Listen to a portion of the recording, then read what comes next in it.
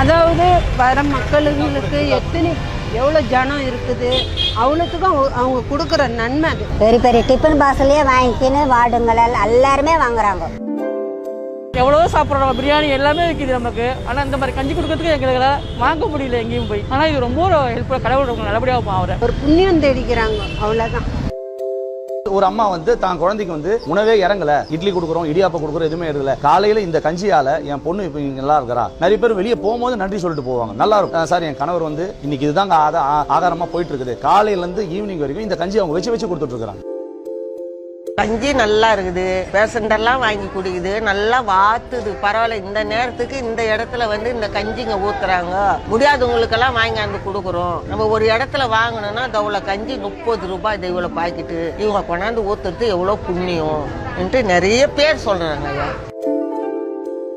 தினமும் பாத்தீங்கன்னா 500 நோயாளிகள் பயன்பெறும் வகையில் ஸ்டான்லி மருத்துவமனை வளாகத்துல கஞ்சியை கொடுத்துட்டு வந்துட்டு இருக்கு. அவங்க சொல்ற வார்த்தைகள்லாம் பாத்தீங்கன்னா நம்ம காதுல கேட்கும் போது அவ்வளவு இன்பமா இருக்கும். இதை குடிச்சு எனக்கு இது தீருது அது தீருது அப்படின்னு சொல்லும் போது ஒவ்வொரு நாளும் இதை நான் அதிகப்படியா மேலதான் கொண்டு போறேனே தவிர குறைக்கல. விகைநூற்று நேயர்களுக்கு வணக்கம், நான் சரவணராம்குமார். இன்னைக்கு சென்னை அரசு ஸ்டான்லி மருத்துவமனை வளாகத்துக்கு முன்னாடி தான் இருக்கோம். லாக்டவுன் ஆரம்பிச்ச முதல் நாள்ல இருந்து தொடர்ச்சியா அரண் காவலன் அறக்கட்டளை சார்பா கார்த்திக் மற்றும் பிரதீப் அவங்களுடைய நண்பர்கள் சேர்ந்து இந்த வளாகத்துக்கு முன்னாடி, அதாவது கேம்பஸ்க்கு முன்னாடியே நோய் கஞ்சி கொடுக்கக்கூடிய அந்த ஒரு உன்னதமான சேவையை தொடர்ச்சியா செஞ்சுக்கிட்டு இருக்காங்க. தினசரி காலையில 8-10 மணிக்கு இந்த அரசு ஸ்டான்லி மருத்துவமனைக்கு முன்னாடி இருக்கக்கூடிய வளாகத்துல அந்த நோய் கஞ்சி வழங்குற அந்த சேவையானது தினசரி நம்மளால பார்க்க முடியுது.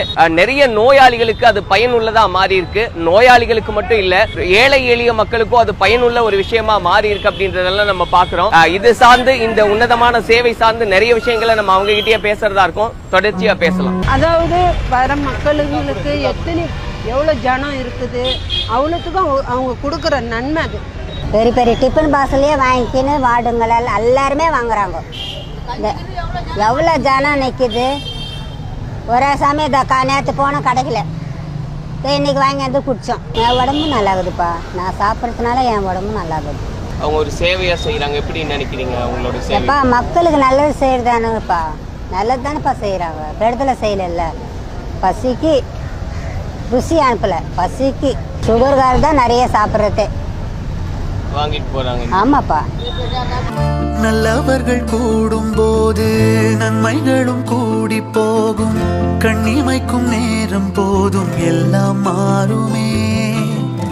புன்னகையின் வாசமின்றி என்று வரை பூமி மேலே நிம்மதியில் வாழ்ந்ததாக இல்லை யாருமே. துன்பமோ இன்பமோ கற்றுத்தரும் காலமே, நம்பினால் யாவும் மாறுமே.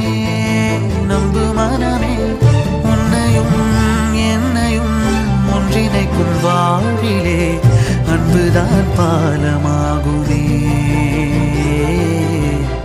அன்புதான் பாலமாகுமே.